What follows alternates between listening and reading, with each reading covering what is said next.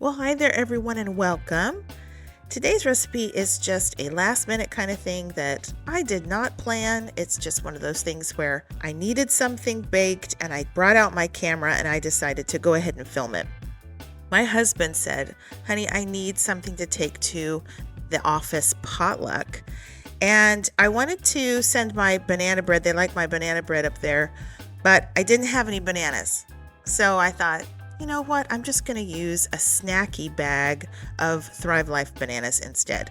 And also, I was out of eggs, so I pulled out my Thrive Life eggs and I just got everything going. All right, Natasha's Kitchen. That is the new cookbook that I got the idea from to transform my mom's banana bread recipe into a chocolatey banana bread. So a couple of things you have to do to kind of prep to get ready to make the batter is, since it's Thrive Life and they're freeze dried, you do have to refresh those bananas. I blitzed them in the blender and combined them with some water. And then since I didn't have grocery store eggs, I'm using Thrive Life eggs.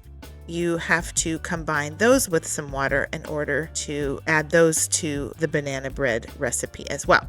That's 4 tablespoons of eggs and 6 tablespoons of water. Do y'all ever do that? Just kind of pull out the Thrive Life stuff and use it for convenience? Okay, now I'm ready to put everything together and make my banana bread. So it's just a regular kind of recipe. This is 2/3 of a cup of sugar. My mom used a neutral flavored oil. I like to use coconut oil. You could use avocado oil, or I think you could even use melted butter. And then, use a hand mixer, or you could just mix this by hand as well. Add your eggs in there, add your bananas, and then you're going to add some vanilla. So this is just a kind of normal recipe, right? We're just using some Thrive Life ingredients instead of grocery store ingredients. But really, they bake up just fine. You're not going to know the difference, really. So after you are finished getting your wet ingredients, you set that to the side, and in a separate bowl, get together your dry ingredients.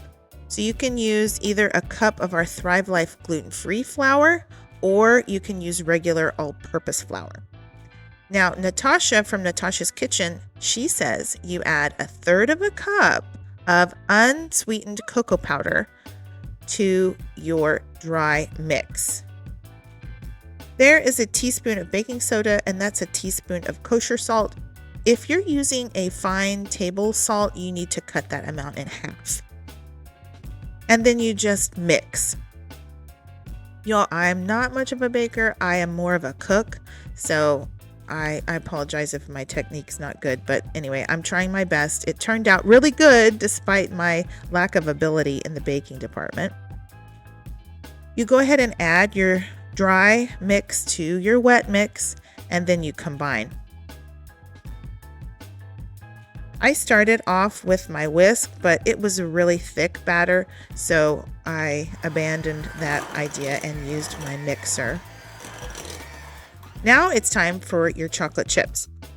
Natasha says you're going to use a total of 1 cup chocolate chips. 3/4 of that you put into the batter and mix that. And then you reserve 1/4 of a cup, and you are going to sprinkle that on the top of the loaf, and it looks really pretty.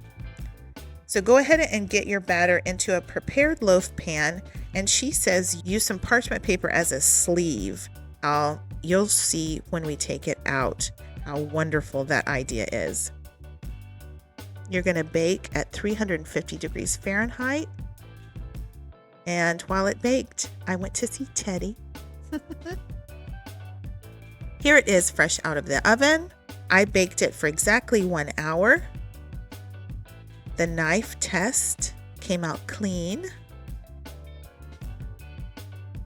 So it's ready to remove. And see, this is Natasha's idea. What a great idea that was.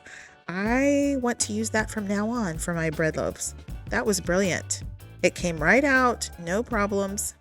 I kind of wanted to just show you a close-up. Isn't that beautiful? Yeah, it turned out great. Okay, and then I just sliced up some very uneven slices of banana bread.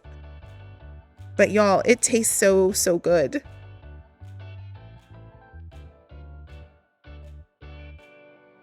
I ended up being able to, yeah, I tasted that piece that came off on the knife. I tasted that piece and I thought, yes, this is the way to go. I wanted y'all to see just how moist and tender the crumb is and those kind of melty chocolate chips.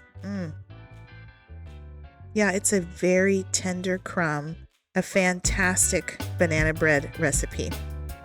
I did take some pictures. I don't think they do it justice. It was a beautiful loaf. It tastes great. A big hit at the potluck. And anyway, yeah, so this is what I call Thrive in the Kitchen. Just use some Thrive Life ingredients if you need them, and they turn out wonderfully. Okay, guys, thanks so much for watching. I appreciate you. Until next time, y'all take care and keep thriving.